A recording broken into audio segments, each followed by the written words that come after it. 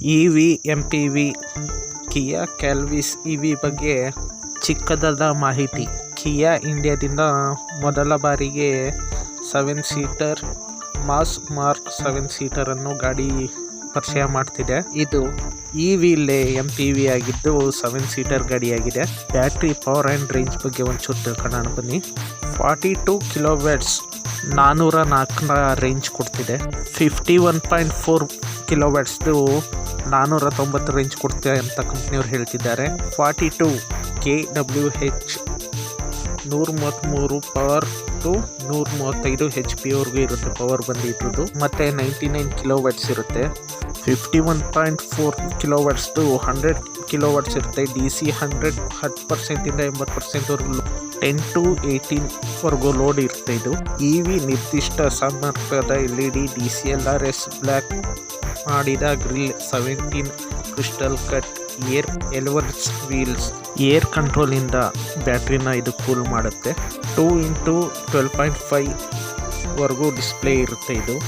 ಮತ್ತು ಸನ್ರೂಫ್ ಇರುತ್ತೆ. ಮತ್ತು ಏರ್ ಬ್ಯಾಗ್ಸ್ 6 ಕಡೆ ಇರುತ್ತೆ. 64 ಕಲರಲ್ಲಿ ಫುಟ್ಬಾಲ್ ಅಂತ ಕೊಡ್ತಿದ್ದಾರಂತೆ. 8 ಸ್ಪೀಕರ್ ಕೊಡ್ತಿದ್ದಾರೆ. ಸೌಂಡ್ ಸಿಸ್ಟಮ್ ಕೊಡ್ತಿದ್ದಾರೆ.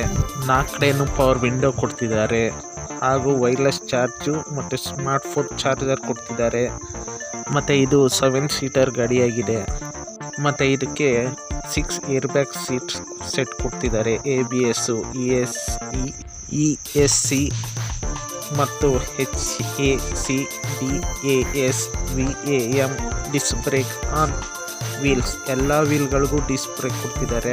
ಮತ್ತು ಇದು ಫ್ಯೂಚರ್ ಬಗ್ಗೆ ಹೇಳ್ಬೇಕಂದ್ರೆ ತುಂಬ ವಿಶೇಷವಾಗಿದ್ದಾವೆ. 20 ಥರದ ಫ್ಯೂಚರ್ ಇವರು ಕಂಪ್ನಿಯಿಂದಾನೇ ಇನ್ಕ್ಲೂಡ್ ಮಾಡಿಕೊಟ್ಟಿದ್ದಾರೆ.